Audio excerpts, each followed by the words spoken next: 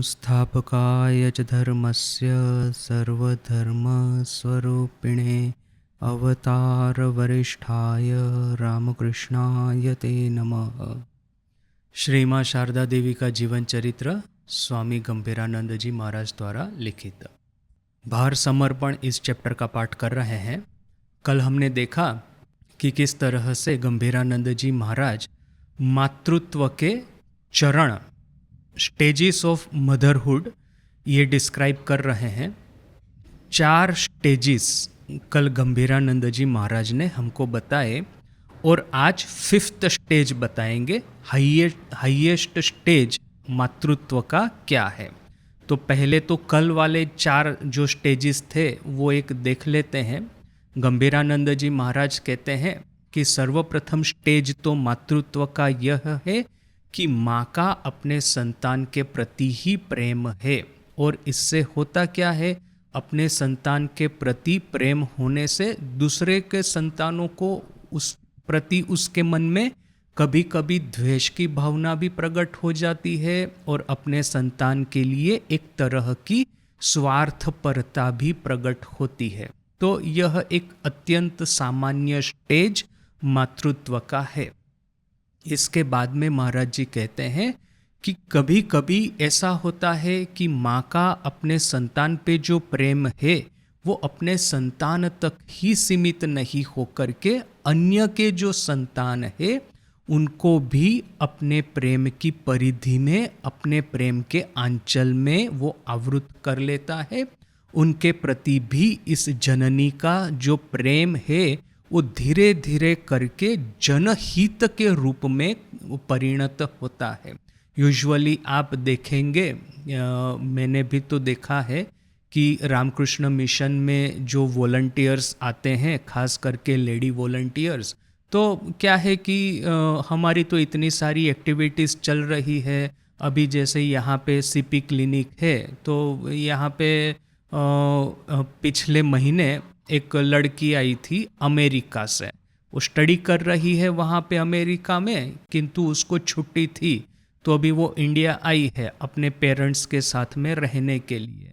तो अभी आप मान लीजिए कि अमेरिका से आप 1 महीने के लिए, 2 महीने के लिए छुट्टी लेके इंडिया अपने फैमिली के पास आते हैं, तो आप क्या करेंगे? आप तो वही करेंगे जो कि सभी लोग करते हैं, एक तीर्थ स्थान से दूसरे तीर्थ स्थान, या तो फिर एक टूरिस्ट स्पॉट से दूसरे टूरिस्ट स्पॉट, वहाँ पे जाकर के आनंद करेंगे और फिर इस मित्र के साथ में मुलाकात करेंगे, दूसरे मित्र के साथ में मिलेंगे, ये इस रिलेटिव के घर जाएंगे, उस प्रसंग में जाएंगे, घर वालों के साथ में बैठेंगे। तो यही तो सब होता है जनरली। किंतु इस लड़की ने ठीक किया कि मैं 1 महीना हूँ यहाँ पे, तो कहीं पे मुझे वॉलंटियरी सर्विस देना है। तो वो यहाँ पे आई थी, सीपी क्लिनिक में काम कर रही थी। तो देखिए कि ये कितना एक अच्छा आदर्श है आज की युवा पीढ़ी के लिए।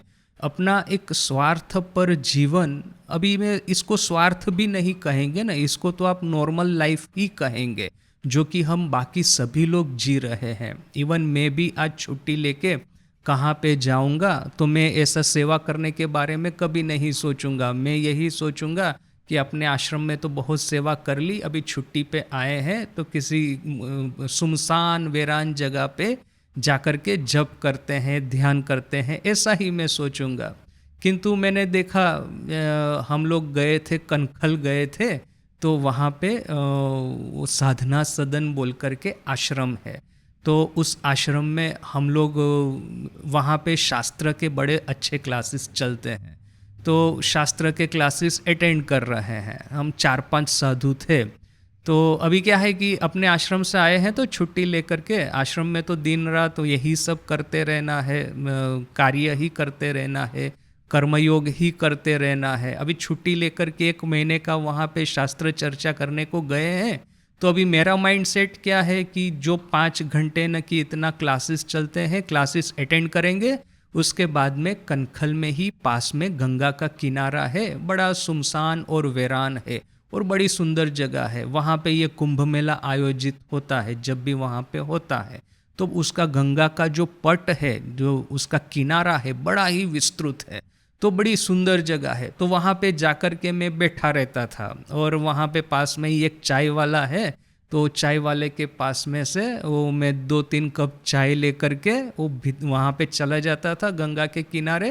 वो चाय पीते पीते अपना चिंतन मनन करता रहता था। तो वो मैं ऐसा करता था। किंतु मेरा जो एक मित्र था साधु, वो मेरे साथ में आया है। तो वो क्या करता था पता है, जहाँ पे साधना सदन में हमारा ये क्लासेस चल रहा है, वहाँ पे बीच बीच में क्या साधु भंडारा रखते हैं। तो फिर वहाँ से माइक से अनाउंस होगा कि आज साधु भंडारा है, सभी लोग आइए। तो मेरी ऐसी कोई साधु भंडारा में जाने की इच्छा नहीं। मैंने सोचा कि जितना एकांत में समय बिताए इतना बिताएंगे। किंतु ये जो मेरा मित्र था दूसरा साधु, वो वहाँ पे जाता था और खाने के लिए नहीं, सेवा करने के लिए, वहाँ पे सर्विंग के लिए बहुत सारे साधु है, तो कनखल में, हरिद्वार में वगैरह। तो फिर वो परोसने के लिए आदमी कम पड़ जाते हैं, तो वहाँ पे जाकर के वो ऐसा लंबी लाइन में वो हेवी जो बर्तन होते हैं सब उठा करके वो झुक करके, क्योंकि तो सब तो जमीन पे बैठे हैं, तो आप सोचिए कितना कष्ट होगा। इतना हेवी भात का जो बर्तन है उसको उठाया, झुक करके सभी के पात्र में सर्व करना, लंबी लंबी लाइन है। तो सर 2 घंटे तक ऐसा सब करता रहता था। मैंने उसको बोला भी सही कि भाई तुम्हारी जो सेवा भाव है उसको तो मैं सलाम करता हूँ, मेरे से तो इतना होने वाला नहीं है।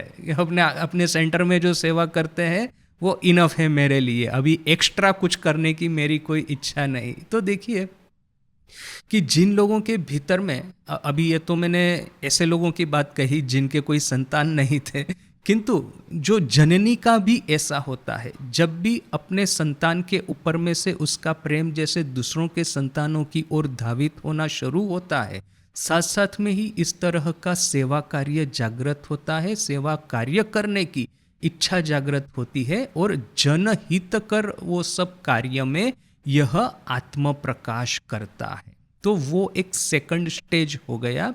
इसके बाद में महाराज जी कहते हैं कि इससे भी एक ऊपर का स्टेज है कि देह संबंध शून्य असीम स्नेह रूप जीव मात्रे परिव्याप्त होता है और माँ को अनुपम अध्यात्म भूमि पर उन्नत कर सकता है। अर्थात कि मेरा संतान नहीं भी है, या तो फिर मैं अपने संतान के अलावा यह जो ये संसार है, ये जितने भी लोग हैं, इनके साथ में मेरा कोई आत्मीयता का रिश्ता तो नहीं है, ऐसा कोई फैमिली रिलेशनशिप तो नहीं है।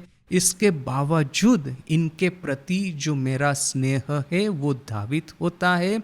देह संबंध शून्य असीम स्नेह पूरे विश्व की ओर व्यापृत होता है और माँ को, जननी को उच्च आध्यात्मिक भूमि पर उन्नत कर सकता है। ये जितने भी वॉलंटियर्स, कोई अच्छे अच्छे वॉलंटियर है, अभी जैसे मैं राजकोट में था तो वहाँ पे एक पब्लिकेशन डिपार्टमेंट में एक वॉलंटियर आते थे, तो देखा कि उनका तो उन्होंने पहले से ही ठीक करके रखा था कि शादी नहीं करनी है, मैरिज नहीं करना है, और बस ऐसे ही क्योंकि क्या है, एक्चुअली साधु होने की इच्छा तो थी, किंतु क्या है घर का भी तो जवाबदारी होता है, तो फिर नौकरी तो करना स्टार्ट किया ही, किंतु मैरिज नहीं किया, अनमेरिड ही रहे। और जब भी नौकरी में से अवकाश मिलता है तो उस समय क्या था कि गुजरात में से, ये बहुत बहुत सालों पुरानी घटना है, 1930 के आसपास की ये घटना है। राजकोट का ये जो रॉयल फैमिली था उसमें से एक लेडी, एक स्त्री, उसने कहीं से ठाकुर के बारे में सुना, ये रामकृष्ण कथामृत उसके हाथ में आया। तो ये कथामृत पढ़ते पढ़ते उसको पता चला कि ये कथामृत के लेखक जो है श्री म, वो जीवित है अभी भी और वहाँ पे रहते हैं, कलकत्ता में रहते हैं। तो इन्होंने ठीक किया कि जाकर के उनका दर्शन करें। तो ये अभी देखिए स्त्रियों के लिए 1930 की ये घटना है, वो जर्नी करके कलकत्ता जाना, ऐसे किसी पुरुष के साथ में वार्तालाप करना, ये तो सब कैसा रिस्ट्रिक्टेड था, हम सबको तो पता ही है। तो जो भी है, ये लेडी वहाँ पे गई और वहाँ पे जाकर के मास्टर महाशय का दर्शन किया। तो फिर मास्टर महाशय के साथ काफ़ी वार्तालाप हुआ।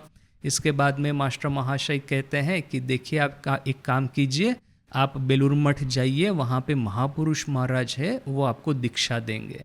तो ये लेडी वहाँ पे गई बेलूर मठ में, महापुरुष महाराज का दर्शन भी किया, वहाँ पे कुछ दिन रही और फिर महाराज से दीक्षा भी ग्रहण की। इसके बाद में ये गुजरात वापस आई। अभी आने के बाद में इमीडिएटली या तो फिर कुछ समय के बाद में जो भी है, वो टीचर की जॉब कर रही थी जाने से पहले। तो उसने टीचर की जॉब में से रेजिग्नेशन दे करके, प्राइमरी स्कूल की वो टीचर थी उस समय, उसको रिजाइन करके वो कहीं एक तपस्या स्थल है गुजरात में, वहाँ पे अकेली रह करके तपस्या कर रही है। क्योंकि ये रामकृष्ण कथामृत का पाठ करना, ये मास्टर महाशय शिवानंद जी महाराज जैसे महापुरुष का सत्संग प्राप्त होना, रामकृष्ण संघ में दीक्षा प्राप्त होना कितनी बड़ी बात है। तो ये उसके मन में भी वैराग्य का प्रारंभ हुआ, ठाकुर माँ स्वामी जी के प्रति प्रचंड भक्ति जागृत हुई, और फिर वो वहाँ पे किसी तीर्थ क्षेत्र में रह करके तपस्या कर रही थी। तो वो कर रही है तपस्या, और अकेली रह भी रही है वहाँ पे। उस समय ऐसा हुआ कि गुजरात में एक गांव है, उसका नाम है पेटलाद। तो इस गांव के एक वहाँ पे एक शेठ रहते हैं, एक धनी व्यक्ति। तो वो गए हैं यहाँ पे इस तीर्थ क्षेत्र में दर्शन करने के लिए। उन्होंने इस माता जी को देखा तो काफ़ी प्रभावित हो गए। सोचा कि ये माता जी अकेली यहाँ पे रहती है और इतनी तपस्या करती है, इतना शुद्ध निर्मल चरित्र है उनका, तो क्यों नहीं उनको हमारे गांव उनको आने का आमंत्रण दिया जाए। उसका तो बड़ा बगीचा था इस शेठ का, तो इस बगीचे में एक कुटिया बना देंगे माता जी के लिए। इस कुटिया में रह के वो भले अकेली जब ध्यान करें, उनके खाने पीने की जो व्यवस्था होगी वो सब व्यवस्था हम लोग कर देंगे। ऐसा माता जी को कहीं भिक्षा करने के लिए या इस तरह से जाना न पड़े, और फिर यदि बीमार हो जाते हैं तो ट्रीटमेंट के लिए जो भी व्यवस्था करनी है वगैरह वगैरह हम लोग सब कर देंगे। तो उन्होंने माता जी को कहा कि आप हमारे वहाँ पे पधारिए, हम अपने ही बगीचा बड़ा है, एक कुटिया बना देंगे, आपको जो भी आवश्यकता होगी, हम लोग तो है, वहीं पे बगीचे में ही इनका बड़ा बंगला है, तो हम लोग आपकी सहाय करेंगे, आपकी सेवा करेंगे, आपके साथ में थोड़ा वार्तालाप करेंगे, सत्संग प्राप्त होगा। तो ये माता जी ने हाँ बोल दिया कि ठीक है, चलो मैं आपके साथ में आती हूँ। तो ये वहाँ पे पेटलाद गांव में गई और वहाँ पे उस बगीचे में रह रही है। अभी हुआ ऐसा कि वहाँ पास में ही एक बहुत बड़ा बिल्डिंग था। तो इस बिल्डिंग में और एक दूसरा फैमिली रहता था। तो क्या ये फैमिली भी काफ़ी बड़ा था, और उनकी दवाई की दुकान वगैरह थी वहाँ पे ही, और इस तरह से प्रतिष्ठित लोग भी थे वे लोग। तो वहाँ पे एक दूसरी एक लेडी थी, तो उनको भी इस माता जी का, अभी क्या है कि बगीचे के सामने में ही ये दूसरा बिल्डिंग था। तो इन माता वहाँ पे जो दूसरी लेडी रह रही थी, उनको माता जी पे एक बार दो बार मुलाकात हुई होगी और उनको उनके ऊपर में बड़ी श्रद्धा हो गई। तो उन्होंने कहा कि आपके लिए जो भोजन वगैरह है मैं अपने से अपने घर में तैयार करके आपको देने के लिए आऊँगी। तो माता जी ने कहा ठीक है, चलो, शेठ जी के ऊपर में इतना कम बोझा पड़े। तो यहाँ पे शेठ जी ने बगीचे में कुटिया भी बना दी, और पास वाला ये जो बिल्डिंग था वहाँ पे जो दूसरी लेडी रहती थी वो प्रतिदिन भोजन बना करके खुद माता जी की कुटिया में जाती थी, उनके पास में बैठ करके और उनको आहार करवाती थी। अभी देखिए माता जी की कुटिया कितनी सुंदर जगह पे है, वहाँ पे गार्डन है, बड़ा सुंदर गार्डन है। और ये क्या है कि गांव के बाहर का जगह है, यानी गांव तो छूट गया पीछे में, बीच में आता है रेलवे स्टेशन, और रेलवे स्टेशन के बाद में ये गार्डन और ये शेठ जी का बंगला और ये जो बिल्डिंग था वो सब वहाँ गांव के बाहर में है। तो पीछे में तो फिर पूरे खेत ही खेत है, बड़ा सुंदर सूर्योदय सूर्यास्त वह सब देखने को मिलता है, बड़ी सुंदर जगह थी। तो इस तरह के सुंदर वातावरण में ये रह रहे हैं। अभी हुआ ऐसा कि ये जो वॉलेंटियर की जो मैं बात कर रहा हूँ, ये वॉलेंटियर राजकोट में आते हैं, अभी भी आते हैं पब्लिकेशन डिपार्टमेंट में, और उन्होंने मैरिज नहीं करना ऐसा ठीक कर दिया। तो मैरिज नहीं करके नौकरी तो कर रहे हैं, किंतु समय कैसे बिताएंगे, अपना एक्स्ट्रा जितना भी टाइम है वो सब इस माता जी के पास में आकर के उनकी सेवा करेंगे। तो देखिए कि with in a very short period of time, जैसे ही माता जी इस गांव में आई, ये शेठ जी की ओर से कुटिया भी बन गई, ज़मीन भी मिल गया, ये जो लेडी जो एक आती थी उनके लिए खाना बना देती थी, और ये वॉलंटियर है, ऐसे कुछ कुछ लोग आकर के उनकी सेवा भी करते थे। तो एक बड़ा ही सुंदर एक माहौल खड़ा हो गया। अभी देखिए, एक्चुअली मैं कहानी कहना चाहता था ये वॉलंटियर की और माता जी की, कि क्या है कि देह संबंध शून्य असीम स्नेह पूरे जीव के प्रति व्यापृत हो जाता है। अपने खुद के संतान हो न हो कि न हो, सबके प्रति ये संतान भाव प्रकट होता है। तो ये कहानी का आशय था, किंतु इसमें एक आखिरी एक पॉइंट में ऐड कर देता हूँ कि ये जो बिल्डिंग था जहाँ से ये लेडी आती थी, वे माता जी के लिए आहार लेकर के प्रतिदिन, जब तक जितने दिन तक ये माता जी जीवित थी तब तक उस बिल्डिंग में एक लड़का रहता था। और लड़का क्या है, शहर में रहता था, छुट्टी में वहाँ पे आता था, तो समर वेकेशन में, और बड़ा छोटा था उसकी उम्र, तो जन्म ही वहाँ पे हुआ था, छोटी उम्र का था। जन्म से लेकर के ही वो जितनी बार समर वेकेशन में छुट्टी में आएगा गांव में, तो माताजी के दर्शन होते थे, और माताजी की कुटिया में खेलना, माताजी के पास में से प्रसाद लेना, वो सब ये करता था। माताजी को वहाँ पे, माताजी को मिलने के लिए जाएंगे ना, तो सबसे पहले कहेगी जय भगवान, यानी जय भगवान। तो हम लोग इनको, ये जो लड़के हैं वो सभी उनको जय भगवान माताजी के रूप में पहचानते थे।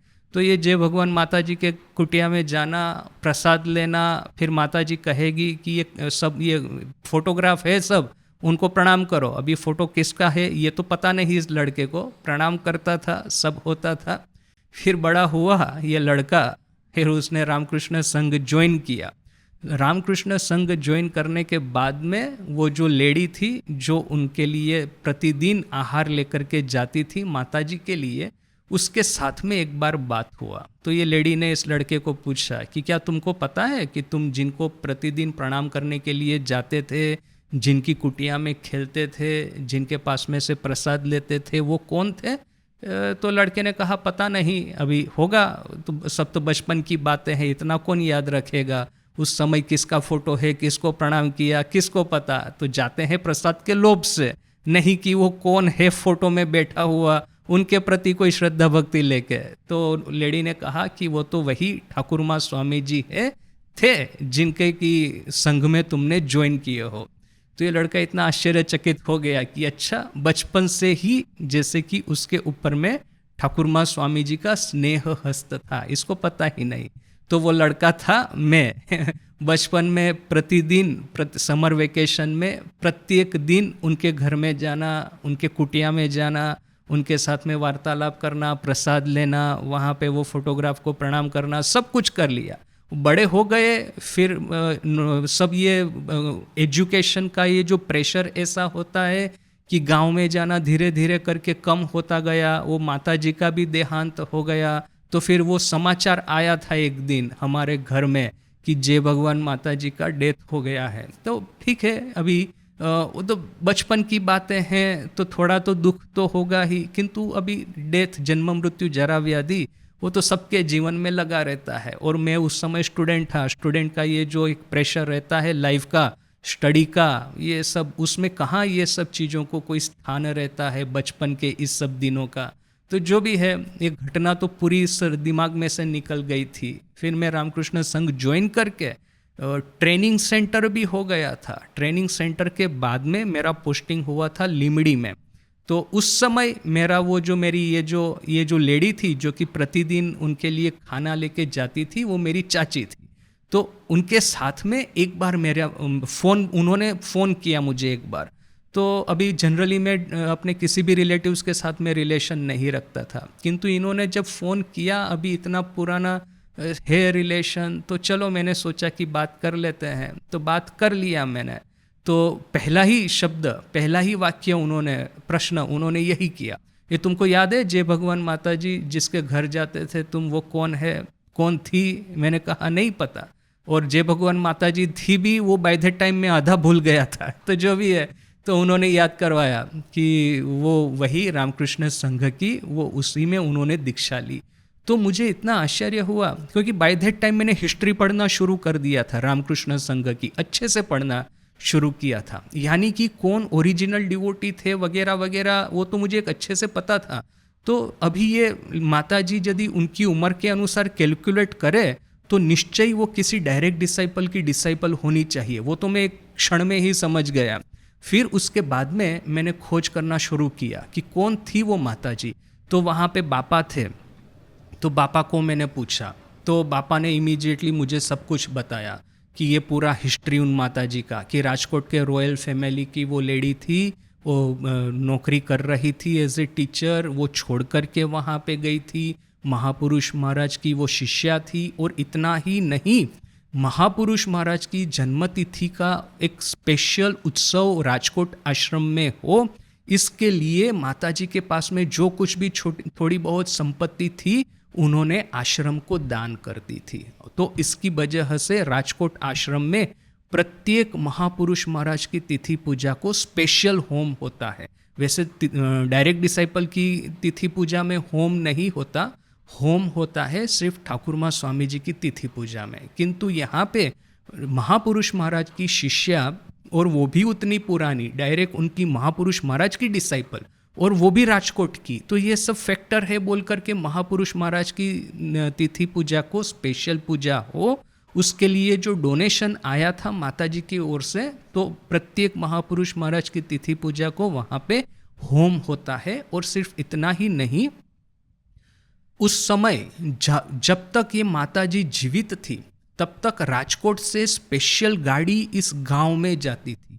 माताजी को लेकर के ये गाड़ी आती थी राजकोट आश्रम में वापस, और महापुरुष महाराज की तिथि पूजा के 3-4 दिन माताजी वहाँ पे रुकती थी। फिर यही गाड़ी, आश्रम की ही गाड़ी, उनको उनके गांव में वापस पहुँचा देती थी। तो ये देखिए कि जिनके भीतर में एक देह संबंध शून्य प्रेम रहता है, जैसे कि ये माताजी है, या तो फिर ये जैसे ये वॉलंटियर थे, उनको क्या पड़ी है कि किसी के दूसरों के लड़के को स्नेह करने की। ये माताजी हमको इतना स्नेह करती थी, मुझे अभी तक याद है, और कुछ याद नहीं है। अब आई विश के मुझे याद होता, आई विश के मुझे माताजी के बारे में इतना तो, जय भगवान माताजी के बारे में इतना तो याद होता कि उनके ऊपर में मैं एक रेमिनिसेंस या एक आर्टिकल लिख पाऊँ। मैंने राजकोट में रहते रहते ये प्रयास 2-3 बार किया था। ये वॉलंटियर्स जो थे, जो कि उनके पास में जाते थे, राजकोट आश्रम के दूसरे सदस्य जो कि इनको पहचानते थे, सबके पास में से मटेरियल कलेक्ट करके इस माताजी की एक बायोग्राफी जैसा एक एटलीस्ट रामकृष्ण ज्योत मैगजीन में एक आर्टिकल पब्लिश हो, ऐसा तो यदि हो, ऐसा मैंने सोचा था। किंतु पता नहीं, अभी हर बार जितनी भी बार मैंने ऐसा कुछ सोचा, उस समय ऐसा कोई बड़ा प्रोग्राम आ गया, प्रोजेक्ट आ गया कि फिर उसको मुझे पोस्टपोन करना पड़ा। और मेरे खुद के रेमिनिसेंस इतने नहीं है। मेरा रेमिनिसेंस उनके बारे में इतना ही है कि उनकी कुटिया में जाता था, वो बड़े स्नेह से बुलाती थी और बड़े प्रेम से वो प्रसाद देती थी, और वहाँ पे फोटो को प्रणाम करने को बोलती थी, जो कि मैं प्रसाद के लोभ से वहाँ पे जाता था, फोटो को प्रणाम करता था। अभी ये स्नेह वगैरह क्या है, छोटे बच्चे को, वैसे ही तो मैं गांव में जाता हूँ अपने घर में, तो इतने सारे, हमारा जॉइंट फैमिली था गांव में, तो सभी लोग मुझे इतना प्रेम करते थे कि माता जी के पास में स्पेशल जाना ऐसा कुछ नहीं था। प्रेम मिलता था, बहुत प्रेम मिलता था, किंतु प्रसाद का भी लोभ था। तो और वहाँ पे खेलने के लिए बड़ी सुंदर जगह थी, और फिर मेरी चाची जो कि ये टिफ़िन लेके उनके पास में जाती थी, तो उनके बारे में कुछ बातें किया करती थी, तो वो एक थोड़ा सा आकर्षण रहता था। तो वहीं तक। किंतु आज मुझे समझ में आता, मुझे कभी कभी दुख होता है कि यदि मैं उनके बारे में उस समय, जबकि वो जीवित थी, और थोड़ा सा सत्संग किया होता तो कितना अच्छा होता। तो जो भी है, अभी माता जी का मेरे साथ में क्या रिलेशन था, कोई दैहिक संबंध नहीं था, कोई भी ये पारिवारिक संबंध नहीं था, कोई भी ये फैमिली रिलेशनशिप नहीं था। और सिर्फ मैं ही कहाँ, वहाँ पे ये जो शेठ जी का जो बागान था, इस बागान के चारों ओर अलग अलग बिल्डिंग्स थे, घर थे। तो इस घर में जितने भी बच्चे रहते थे, हम सभी लोग वो बगीचे में खेलने के लिए जाते थे, और सभी को बुला करके इक्वल प्रेम से ये माता जी जो है सबको प्रसाद भी देती थी, सबके साथ में बात भी करती थी। उनको क्या पड़ी है, कहाँ वो राजकोट की रॉयल फैमिली की वो लेडी है, कहाँ वो उन्होंने महापुरुष महाराज से दीक्षा ली है, वो बैठ कर के जप करती ही रहेगी, करती ही रहेगी। उनको क्या पड़ी है दूसरे के लड़के को अपने घर में बुला करके प्रेम से बात करने की, या प्रसाद देने की, या कहने की कि फोटोग्राफ को प्रणाम करो। अभी अभी मुझे समझ में आया कि वो फोटोग्राफ में कौन थे, तो 3 फोटो थे, ठाकुर माँ स्वामी जी का फोटो था।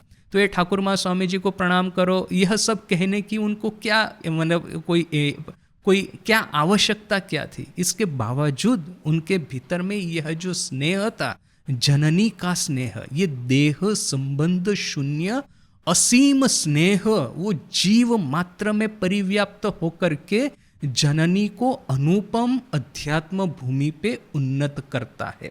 तो ये अनुपम अध्यात्म हमको स्नेह करके, मुझे ऐसा लग रहा है कि ये जब करके उनकी जितनी भी आध्यात्मिक उन्नति हुई होगी, उससे कहीं ज़्यादा आध्यात्मिक उन्नति ये परायों के जो लड़के हैं, दूसरों के जो लड़के हैं, जो वहाँ पे खेलने के लिए आते थे, उनको स्नेहपूर्वक वार्तालाप करके उनके जीवन में और ज़्यादा, कहीं ज़्यादा आध्यात्मिक उन्नति हुई होगी। तो ये 3rd स्टेज बता दिया गंभीरानंद जी महाराज ने। और फिर कहते हैं इससे भी विरल कुछ कुछ केसेस में ऐसा होता है कि सर्वम सहा, सब तरह के कष्ट सहन करके, सुपवित्र, स्वार्थ लेश शून्य, संसार संपर्क विरहित, जगत जननी कल्प देवी विशेष, ऐसी देवी जो कि जगत की जननी है, उसमें से जीवंत अनुप्रेरणा पूर्ण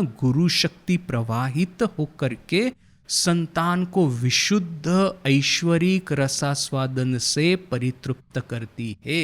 ये हमारी माँ शारदा जयराम बाटी में थी, उसका परफेक्ट इसका डिस्क्रिप्शन है। जयराम बाटी में या तो फिर बाद में उद्बोधन में भी माँ की अपने संतानों के साथ में जो एक जननी रूपी जो लीला थी, उसका एक ही वाक्य में यदि आपको डिस्क्रिप्शन देना है तो एक ही वाक्य में आप यह बता सकते हैं कि सर्वम सहा, सुपवित्र, स्वार्थलेश शून्य, संसार संपर्क विरहित, जननी कल्प देवी से ये जीवंत अनुप्रेरणा पूर्ण गुरु शक्ति प्रवाहित होकर के संतान को विशुद्ध ऐश्वरिक रसास्वादन से परितृप्त करती है। सेंटेंस कॉम्प्लिकेटेड है, किंतु एक सेंटेंस के भीतर में माँ का जयराम बाटी का जीवन, माँ का कोआलपाड़ा के दिनों की घटनावली और उद्बोधन के दिनों की घटनावली एक ही सेंटेंस में आ जाती है। किंतु इसके साथ में ही यहाँ पे गंभीरानंद जी कहते हैं कि इससे भी एक उच्च अवस्था है माँ के जीवन में, जैसे कि ये संतानों के प्रति एक जो स्नेह की यह जो अवस्था थी, तो माँ के जीवन में साथ साथ में ही इससे भी एक उच्च अवस्था आती है। क्या है? आम्रा श्री मायर जीवने जे मातृत्वेर परिचय ग्रहणे अग्रसर होते छी, हम माँ के जीवन के मातृत्व के परिचय प्राप्त करने में जो आगे बढ़ रहे हैं, ताहा एतद अपेक्षाओ उच्च स्तरेर, जो यह परिचय इससे भी ज्यादा उच्च स्तर का है। क्या है इससे भी ज्यादा? चिंता राज्येर अतीत भगवत सत्तारई अनुभूत पूर्व विकास, चिंता राज्य की अतीत, चिंता राज्य से भी अतीत ये भगवत सत्ता का ही अनुभूत पूर्व विकास है। थोड़ा सा इसकी व्याख्या करनी होगी, क्या कहना चाहते हैं? चिंता राज्य से अतीत अर्थात कि मन बुद्धि चित्त अहंकार से परे जो विश्व है, तुरीय अवस्था है, स्वप्न जागृत सुषुप्ति, यह यदि 3 को जागतिक अवस्थाएं कहते हैं तो तुरीय अवस्था है सुपर कॉन्शियस स्टेट। ये हमारे मन के, ये पंच महाभूत का हमारा देह, पंच प्राण, पंच ज्ञानेन्द्रिय, पंच कर्मेंद्रिय, इससे बना हुआ देह, मन बुद्धि चित्त अहंकार, ये जितना भी हमारा ये दैहिक शक्ति जो है, या तो फिर ये दैहिक हमारा अस्तित्व है, इसके भीतर में ये जो चिंता राज्य है यानी ये कॉन्शियसनेस है, इससे भी परे का जो जगत है, वो जगत है, वो है ब्रह्म ज्ञान, या तो फिर आत्म साक्षात्कार, या तो फिर कहेंगे निर्वाण, या तो फिर कहेंगे कि आत्मज्ञान, जो भी कहे आध्यात्मिक लैंग्वेज में, जिस आध्यात्मिक स्ट्रीम को हम फॉलो कर रहे हैं उस स्ट्रीम के अनुसार इसको जो भी नाम देना हो आप दे सकते हैं। हम यूज करेंगे यहाँ पे ब्रह्म ज्ञान। तो ये ब्रह्म ज्ञान के राज्य में भगवत सत्ता का ही अनुभूत पूर्व विकास है। अनुभूत, अनुभूति अर्थात की एक्सपीरियंस, अनुभूत अर्थात की जो कि एक्सपीरियंस नहीं कर सकते हैं, जिसको जो कि हमारे सेंसरी परसेप्शन के परे हैं, इस तरह का एक पूर्व विकास, इस तरह की एक भाव का पूर्व विकास। यानी कि ये ठाकुर को माँ ने कहा था ना, माँ काली ने निर्विकल्प समाधि में वो रहे थे 21 दिन के आसपास। वैसे तो मृत्यु हो सकता था, किंतु माँ काली ने उस माँ ठाकुर को कहा तो ये भावमुख्य था। भावमुख्य था का अर्थ क्या है? ये कॉन्शियस और ये सुपर कॉन्शियस, ये sensory perception and a world beyond sensory perception, इन दोनों के बीच की ये बॉर्डर लाइन है। इस बॉर्डर लाइन पे तुम रहो। जब इच्छा होगी तब तुम आंख बंद करके जैसा ही क्षण भर के लिए भी ईश्वर चिंतन या आत्मचिंतन करोगे, इंस्टेंटली निर्विकल्प समाधि में मग्न होना शुरू हो जाओगे। और यदि ठाकुर जो बार बार ये विनती करते हैं, चीनी होते चाइना माँ चीनी खेते चाय, और हमको ये भी पता है अभी कि ये जो कड़ी है, गान की कड़ी, वो राम प्रसाद के गानों में से ये ली गई है। ठाकुर का ओरिजिनल नहीं है, ये राम प्रसाद का है। तो क्या है कि एक तो अवस्था हो गई कि चीनी हो जाना, शुगर हो जाना, शुगर के साथ में एकाकार हो जाना। नमक की एक जो एक ये है पुतली, ये नमक की पुतली को सोल्ट डोल, इसको आपने समुंदर के पानी में डाला तो ये सोल्ट की ये जो गुड़िया है वो तो पिघल जाएगी। तो वो हो गया कि आप एक आत्म ज्ञान है, आत्म अवस्था है, उसमें एकाकार हो जाते हैं, चीनी हो जाते हैं, शुगर हो जाते हैं। और एक अवस्था है कि आप चीनी खाते हैं, शुगर खाते हैं, उसका रसास्वादन करते हैं, ईश्वर और ये संतान, भक्त और भगवान, ऐसा एक सेपरेशन बना रहता है। तो ये सेपरेशन की वजह से भक्त क्या है, भगवान के प्रेम का, ईश्वरीय प्रेम का रसास्वादन कर सकता है। तो यह जो ठाकुर की अवस्था थी वो बिल्कुल बॉर्डर लाइन पे थी। यदि चाहे तो वो चीनी हो जाएंगे, शुगर हो जाएंगे, नमक की गुड़िया बन करके ये समुंदर में, महासमुंदर में ईश्वरीय प्रेम के क्षीर सागर में जंप लगाएंगे, क्षीर सागर के साथ एकीकृत हो जाएंगे। और जब भी चाहे एक स्टेप नीचे आकर के फिर यह जो ईश्वर और भक्त और भगवान, इसको लेकर के आनंद करना। ये ठाकुर कहते हैं ना कि चैतन्य देव की 3 अवस्थाएं होती थी। अंतरदशा, उस दशा में वो भगवत आनंद में तृप्त होकर के निर्विकल्प समाधि में या समाधि में रहते थे, भाव समाधि में रहते थे। अर्धबाह्य अवस्था, जबकि वो ईश्वर के नाम से मत्त होकर के सिंह विक्रम के साथ में नृत्य करते रहते थे। और फिर है बाह्य अवस्था, जिसमें कि भक्तों के साथ में वार्तालाप करते थे। तो ये बाह्य अवस्था, अर्धबाह्य अवस्था और अंतर बाह्य दशा, अर्धबाह्य दशा और अंतरदशा। तो इस तरह से ये ग्रेडेशन चलता है। यहाँ पे देखिए कि गंभीरानंद जी क्या कहते हैं, चिंता राज्य से अतीत, अर्थात कि ऑलरेडी ये जो सेंसरी परसेप्शन का जगत है उससे अतीत भगवत सत्ता जो है उसका एक अनुभूत पूर्व विकास है।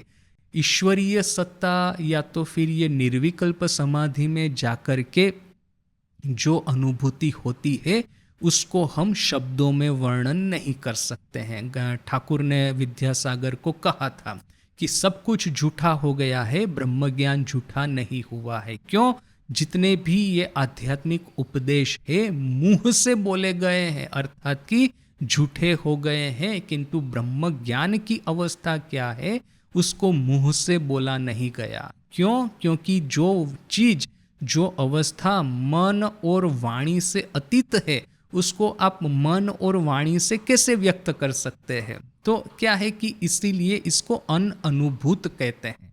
अनुभूति क्या है? सब्जेक्ट और ऑब्जेक्ट, ये दोनों का जब इंटरेक्शन होता है तो ये अनुभूति प्रकट होती है। एक्सपीरियंस क्या है? मैं आँखों से देखता हूँ, कानों से सुनता हूँ, नाक से उसका जो सुगंध है वो ग्रहण करता हूँ, हाथों से स्पर्श करता हूँ। इसी को तो हम अनुभूति कहते हैं, इसी को तो हम एक्सपीरियंस कहते हैं। मैं सब्जेक्ट हूँ और ये जगत है वो ऑब्जेक्ट है। अभी इस माइक को मैंने स्पर्श किया तो माइक है मेरे लिए ऑब्जेक्ट, और ये मेरा हाथ है वो है मैं स्वयं सब्जेक्ट। तो इसको स्पर्श करना, इसको अनुभूति कहते हैं।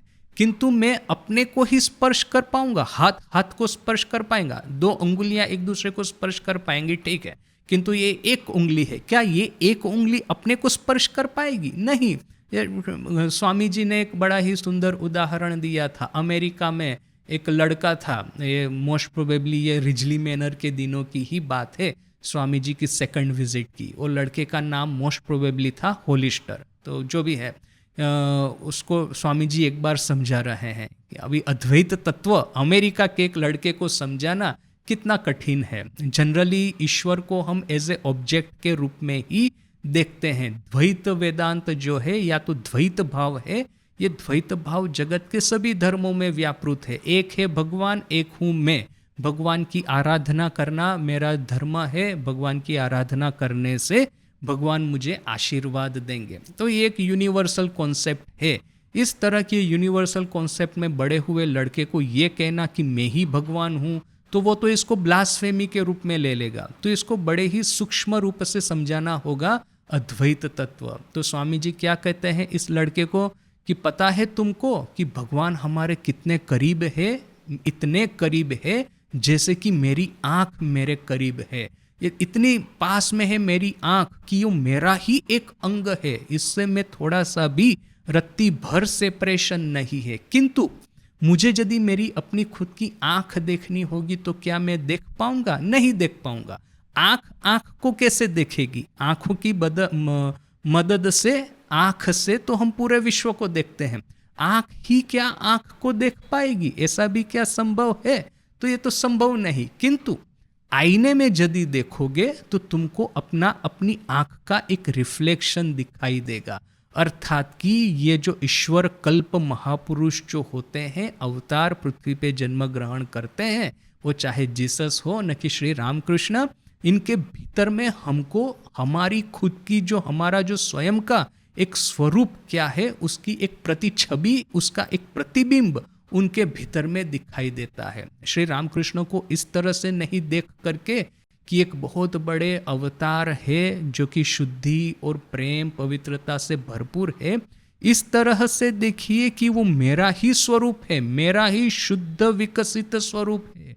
आज यदि मैं साधना करके ईश्वरीय तत्व को प्राप्त करूंगा तो मैं रामकृष्णमय ही हो जाऊंगा। उसके बाद में उनमें और मेरी अनुभूति में कोई डिफरेंस नहीं रहेगा। यानी कि श्री रामकृष्ण या तो जीसस या अवतार एक आईना मात्र है, वो हमसे अलग नहीं है, हमारा ही एक रिफ्लेक्शन है।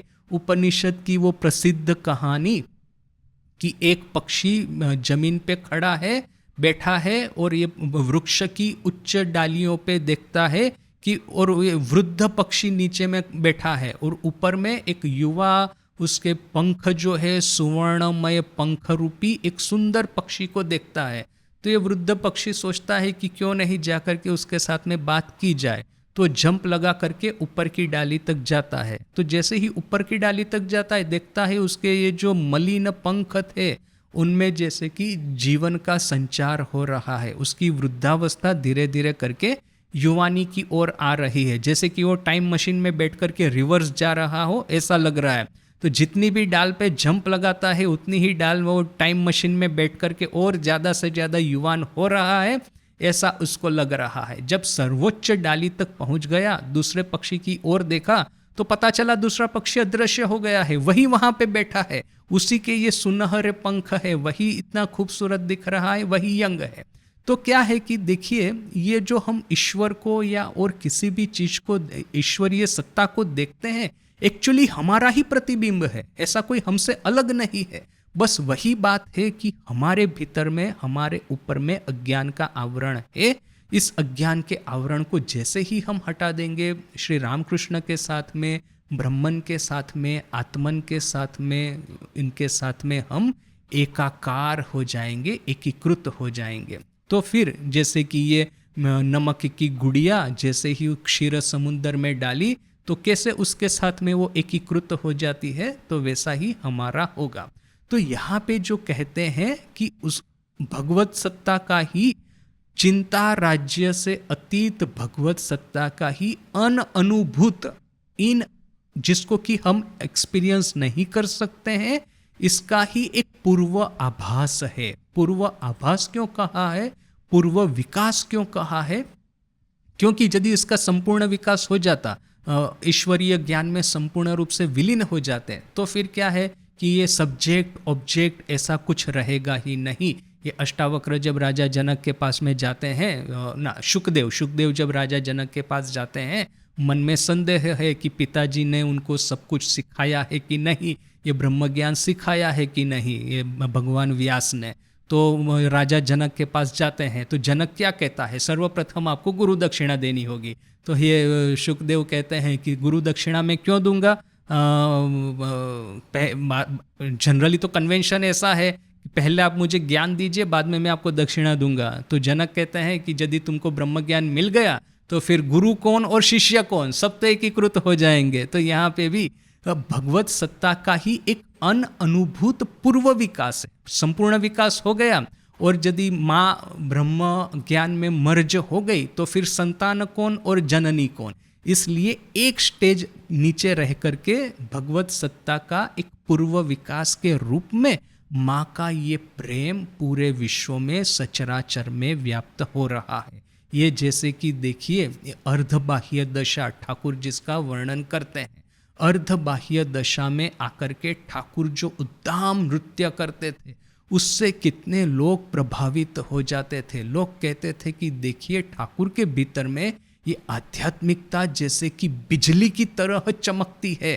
ये मास्टर महाशय जब ठाकुर के नृत्य का, उद्दाम नृत्य का वर्णन करते हैं तब कहते हैं कि सिंह विक्रम के साथ में जैसे कि उनका देह पूरा एक हड्डी पसली का नहीं, ये मांस का नहीं, पंचमहाभूत का नहीं, जैसे कि तरल भाव का देह बना हो। ये शरद महाराज इस तरह से वर्णन करते हैं लीला प्रसंग में, जब ठाकुर का नृत्य उन्होंने देखा था तब, जैसे तरल भाव से ठाकुर का देह बना हो, इस तरह से ठाकुर नृत्य कर रहे थे। तो वो ठाकुर की अर्धबाह्य दशा का एक्सप्रेशन था कि किस तरह से ये अर्धबाह्य दशा एक्सप्रेस होती है, मैनिफेस्ट होती है। माँ के जीवन में इस तरह से अपने संतानों के प्रति जो जननी भाव है, इस रूप में, इस भाव में ये अर्धबाह्य दशा मैनिफेस्ट होती है। यदि ये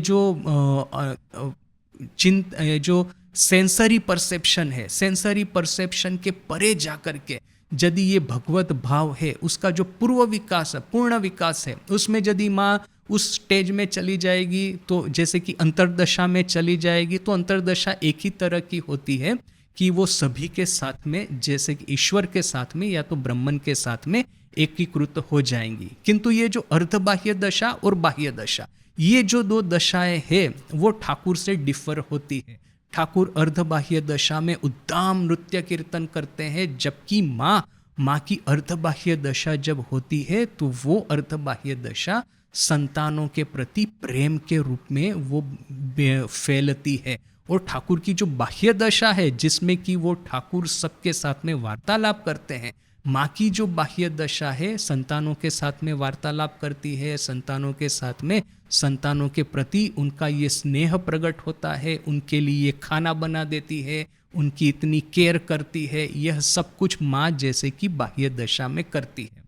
तो यहाँ पे भी ये महाराज जी कहते हैं कि माँ का जो मातृत्व का परिचय है, वो ये जो 4 स्टेज ऑलरेडी बता दिए गए हैं, ये 4 में से ये तृतीय स्टेज था, उसको यदि माँ की बाह्य दशा कहे तो ये जो अर्धबाह्य दशा जो थी ये 5th स्टेज में, 5th स्टेज में आती है। यह है चिंता राज्य के भी अतीत जाकर के भगवत सत्ता की ही अनुभूति का पूर्व विकास, यानी कि अर्धबाह्य दशा में संतानों के साथ में माँ का स्नेह, संतानों के प्रति माँ का प्रेम।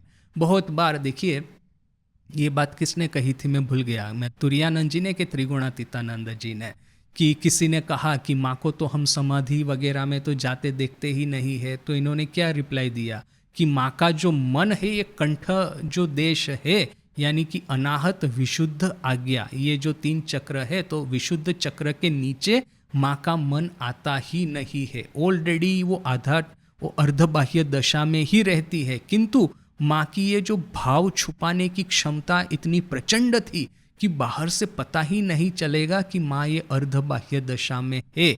जैसे कि ठाकुर ने खुद ने उदाहरण दिया कि एक छोटा सा तालाब है, उसमें यदि हाथी प्रवेश करता है तो तालाब में कितना ही तरंग उठेगा, कितना पानी चारों ओर ये बिखर जाएगा, वो फैल जाएगा, वो छलक जाएगा। किंतु एक महासमुंदर है, उसमें एक हाथी प्रवेश करता है तो पता ही नहीं चलेगा। महासमुंदर की सतह पे मुश्किल से 1-2 रिपल मात्र दिखाई देगी। तो माँ का मन भी इस तरह से महासागर रूपी है। अर्धबाह्य दशा रूपी हस्ती भी यदि उसमें प्रवेश कर जाए तो बाहर से 1-2 रिपल के अलावा और कुछ दिखने वाला नहीं है। आगे क्या कहते हैं महाराज, किंतु जागतिक दृष्टिते शे विकासेर मध्य एकटा स्तर विभाग आछे। किंतु जागतिक दृष्टि से, यानी कि हमारी दृष्टि से माँ का ये मातृत्व का जो विकास हुआ उसमें कुछ कुछ स्टेजिस है, स्तर विकास है, स्टेप्स है। प्रति स्तरेर विशेष अभिव्यक्तिर मर्म बुझीते होइले आमादिग के सर्वदा ओई उच्च तत्वेर कथा हृदय जागरूक राखीते होइबे एवं उहारई आलोक संपाते ए क्रम विकासेर सोपान श्रेणी आरोहण करीते होइबे।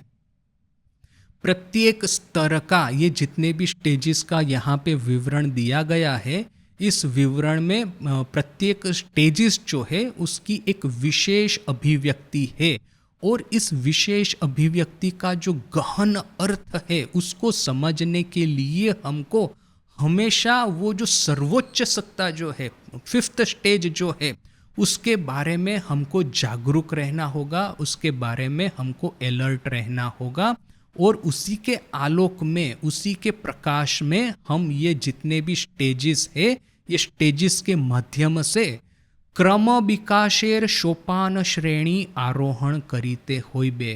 क्रम विकास की जो सोपान श्रेणी है, ये इवोल्यूशन के स्टेजेस है, उसको हमको क्लाइंब करना होगा, आरोहण करना होगा, अर्थात कि उसमें उठना होगा, क्लाइंब करना होगा। अब जितने भी स्टेजेस का वर्णन हुआ, एक स्टेज में से दूसरा स्टेज, दूसरे में से तीसरा, तीसरे में से चौथा, चौथे में से 5वां, ये जितने भी स्टेजेस हम क्लाइंब करते हैं, क्रम विकास की सोपान श्रेणी हम आरोहण करते हैं, इस सबको हमको ये जो 5th हाईएस्ट स्टेज है उसी के प्रकाश में करने होंगे। अभी इसका क्या अर्थ है और इसके बाद में गंभीरानंद जी इसकी किस तरह से व्याख्या करते हैं, यह अभी हम देखेंगे अपने नेक्स्ट क्लास में। आज यहीं तक। ओम शांति शांति शांति। हरि ओम तत्सत। श्री राम कृष्णार्पणमस्तु।